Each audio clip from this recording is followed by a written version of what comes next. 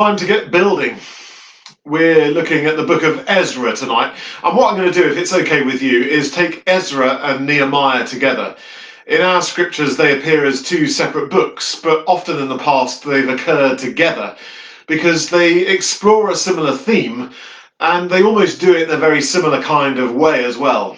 Ezra looking at the temple and Nehemiah looking at the walls.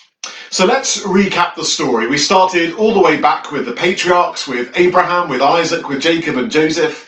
And then we had the time in Egypt, Moses leading his people out of Egypt, Joshua leading the people into the promised land after 40 years of wandering around in the wilderness. Then the time of the judges, then the time of the kings, Saul, David and Solomon uniting the kingdom, and then the kingdom being divided with Israel in the north and Judah in the south.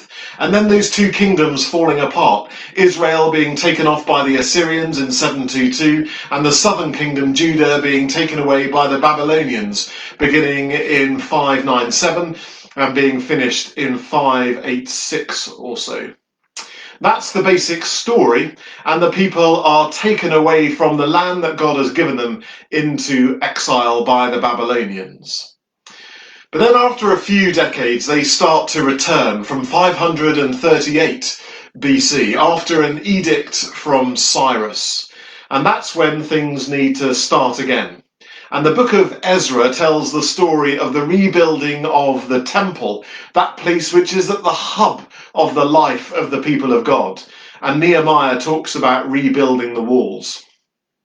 And in the book of Ezra, in chapter 3, as the foundation stone is laid, which was probably a bit more glorious than this and certainly not a brick like this, as the foundation is laid, there's all kinds of rejoicing.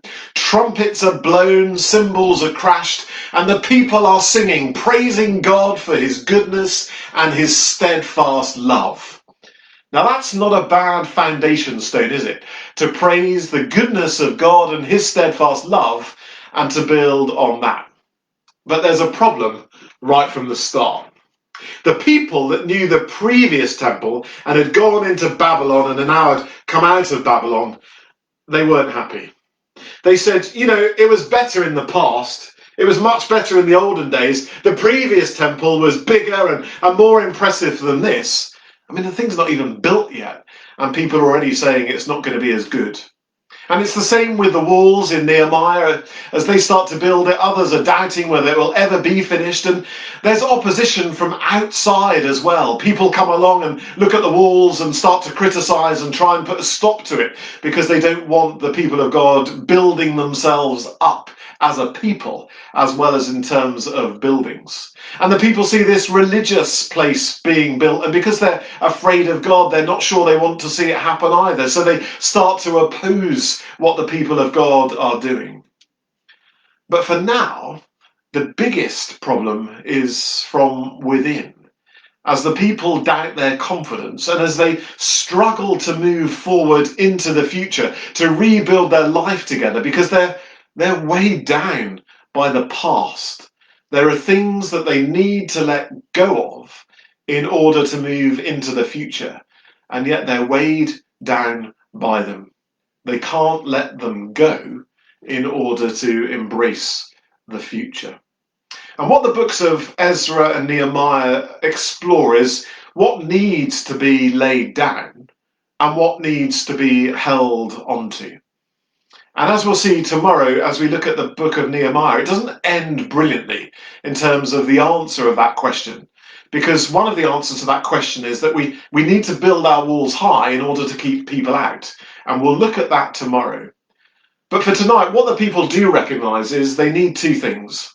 They need a sense of God at the heart of their life together, and so they build the temple.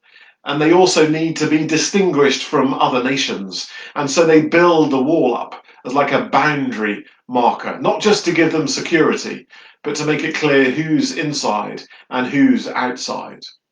But the challenge as the people of God rebuild their life is to have the confidence to keep going.